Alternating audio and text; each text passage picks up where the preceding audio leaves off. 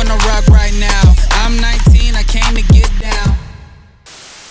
What's up, everybody? Welcome to episode 25 of TV Dinner featuring Matt Rose. Everyone, please give him a round of applause.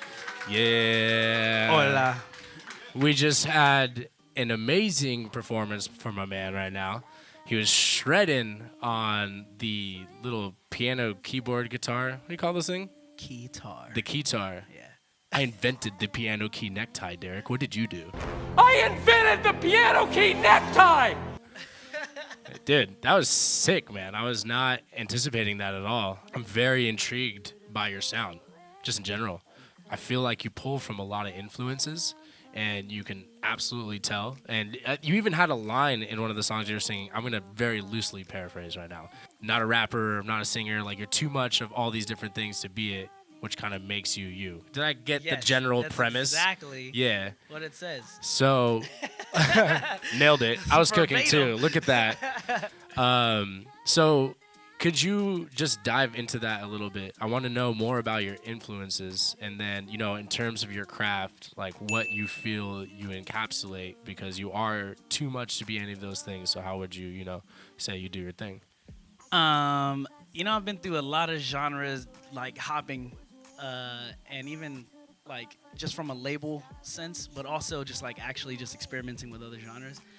And I found that I can call myself whatever, but people are gonna label me whatever song they like the most. That's what I end up just getting labeled. So I stopped with all the labels. I just call it soul music, man, because that's really where it came from. Like whether you're doing hip hop or you're doing R&B or whatever, all of that stuff came from just like rhythm and just soul Motown-y kind of stuff. That's where it all started. Started with the break beats. It started all the way. So I just take it back because being influenced by people who were like Frank Ocean or Daniel Caesar or Andre 3000 or whether I'm listening to like Kendrick or Anderson .Paak, whatever the case is, like all of those people draw from those influences as well. When I listen to like Smino or K Tronada and all of that, you can hear so much of like the soul music and the Motown and the funky kind of stuff. It's just there. Even when you go back to like all the rappers. Yeah. I mean, just all the samples that they use and everything. Obviously, that's what it's rooted in. So would you say that you pull from that music as well? Like, did you grow up listening to it or like, No, man, I'm a weird unicorn, dude. I didn't grow up listening to music. What? Yeah. What? Yeah, I didn't grow up listening to music, which is really weird. My parents were and still are like very heavily involved in church and like gospel and stuff. So it's like when we weren't like I didn't have like an infinity for music necessarily in that sense where like like all my homies are like, oh yeah, man, like I was just listening to the new Nas record or whatever, like blah blah blah. Like that wasn't me, man. Like my childhood was very weird. I moved around so much, so I got a taste of everything. I was born in Kansas, and there was like a lot of jazz there. And I remember my dad used to play jazz tapes. And he had an Acura Legend, and yeah, it was just like that was the thing. When I went to Florida, and then everyone there is listening to trap music and like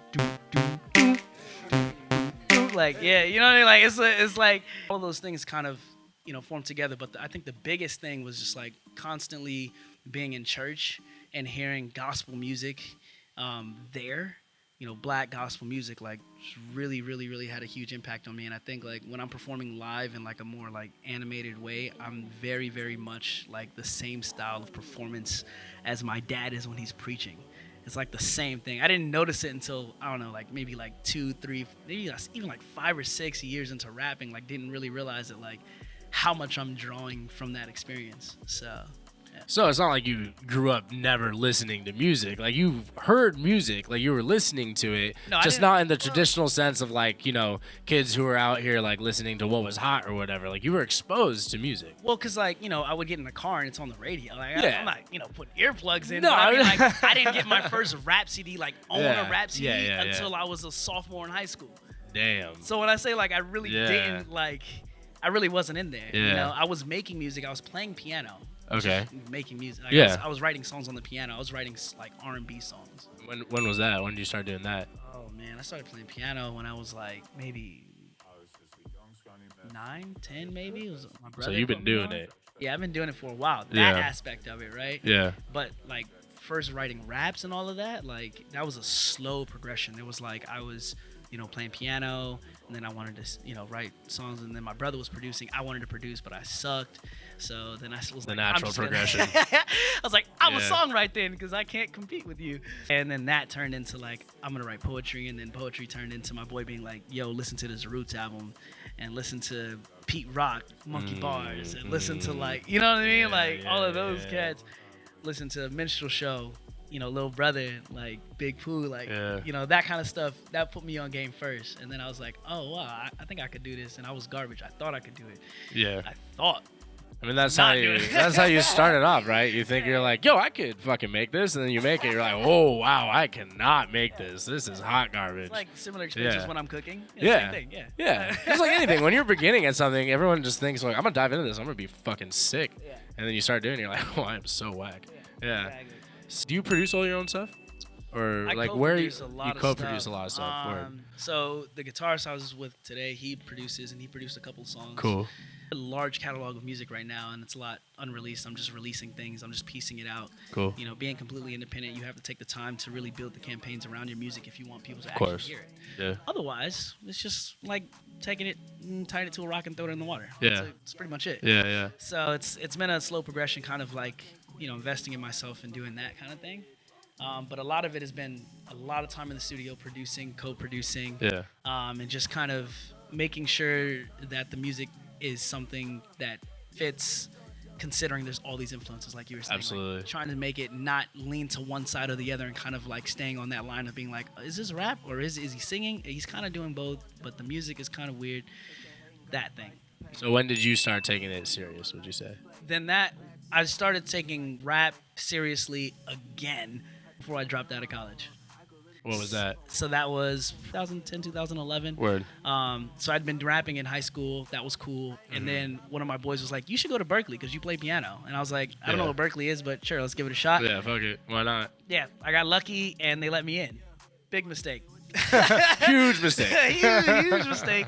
I got there. I did playing the piano. That lasted like one semester. Ran into another dude who was like, yo, I produce. You should rap on this shit. And I was like, all right, let's do that. And then that was like the end of me going to class. That was like it. That was like, all right, cool, done. like everything else was like us turning all the practice rooms into makeshift studios and making music till like 4 o'clock in the morning and then sleeping through the classes. So that lasted for about 2 years, doing shows up in like the Northeast and as like a duo. And Dope. that was tight. That's when I really started thinking like, yo, I could probably do this like for the rest of my life, or at least until I'm old enough to feel like this is stupid. And I stayed there making music in Boston for a long time, probably like a good 2.5 years, another 2.5 years. And then that's when I moved here. Nice. It's quite a journey. It's a long journey. Quite a journey. It's a long journey. But you can hear it in your music. At least the songs that I heard, there's story to it, there's polish to it, and it just sounds very refined. It sounds very you, which is why I was so drawn to it and why I could pay attention while I was cooking. Like I'm out here doing a bunch of stuff in the kitchen, but I was still like very drawn to every song, and it is very unique to you. And for all you kids out there who are just getting started, like that's not overnight. That's putting in years of work into your craft, and that's how you really start to develop the unique sound that you have. And you can really tell. Thanks. Yeah. I really appreciate that. No, you can really, really tell. I think that's another kind of piece of it too. Like, you want to sound like yourself, but you want to sound like a refined version of yourself. You know? I have a manager now. I've known him since I was 3 years old, and I've been begging him to manage me for, I don't know, ever since I started, like, taking it seriously. So it's like 2010. It's almost 10 years I've been asking him, and he just got on board like last year. You know, and he was like, "You didn't sound good enough until now." And your shit's there now. But you need those people in your court to be like, "Yo, you're not, just be straight you're up not with there you." yet. Yeah.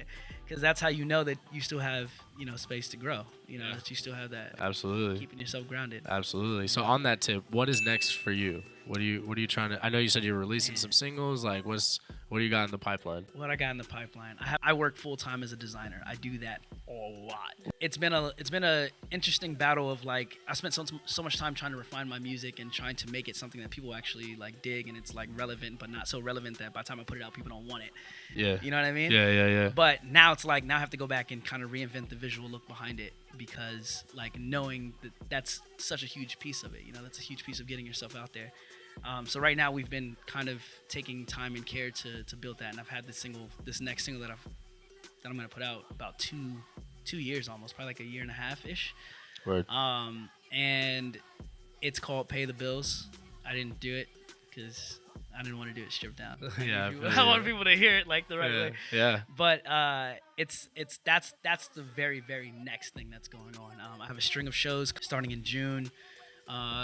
Some stuff here. I've got a couple dates in New York. I have a couple dates pending in New Orleans. Oh, nice. Possibly Vegas and possibly Miami. Dope.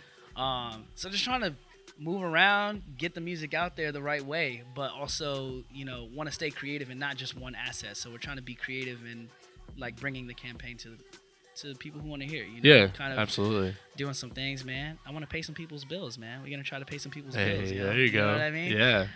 Spread the love around, and it's a really interesting thing. This next one is like the whole concept is all about paper. So everything is paper themed. Everything is made out of paper. The entire music video set was made out of paper. Damn. All the artwork is completely handmade from paper. The whole shit. It's That's like, wild. That's dope. So- Exciting stuff, man. It's really cool that you're actually like hitting the road too. Yeah. You're going to some cities. It's Trying not to just go to like some some cities. shows out here. Like you're doing it. Yeah. That's dope, man. Congrats. it's- Excited for you. Yeah. So I just put to rest a question that I was asking for 2 years on this show, pretty much last episode. And I actually forgot that I didn't come up with a new question. And then I remembered in the kitchen that I needed to come up with a good question. And I think I came up with a good question. So Test it out on I'm going me. to test it out on you. You're my guinea pig. If you had the opportunity to collab with one artist on a full studio album, who would that artist be? You just gonna ask me that on the spot? Yeah? Yeah. That's what you're gonna do Yeah. right now.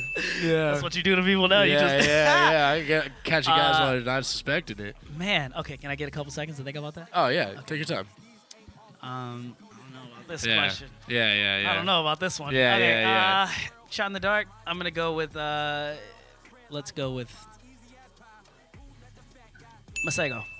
Tight. He can produce. Yeah. That's a double He's whammy tight. right there. Hey, you know what? Look, Yeah, it's man, not generic at all. It wasn't. That just popped Yeah. into my head. I don't even know what happened. I don't That's know. dope. I ran and Yeah. I cleared it. I don't know. You cleared it. You cleared it. Yeah, I've heard that he produces in a really interesting way, and he does a lot of his stuff on his like iPad or something. Really interesting. That's very interesting. That's kind of dope because I don't Yeah. do that. I'm really old school. I went to school for music. Yeah. I want to hop in the studio. I'm gonna pull out my sounds. I'm gonna get instruments in there, and it's just interesting to get out of your, get out of your own way and For do sure. something different. Yeah. But also like his music, his own solo stuff, when he's not producing for other people and stuff like that. He's just tight. You know what I crazy. mean? Yeah. Like he brings another flavor to it, definitely. My man, thank you for coming on the show. Appreciate you.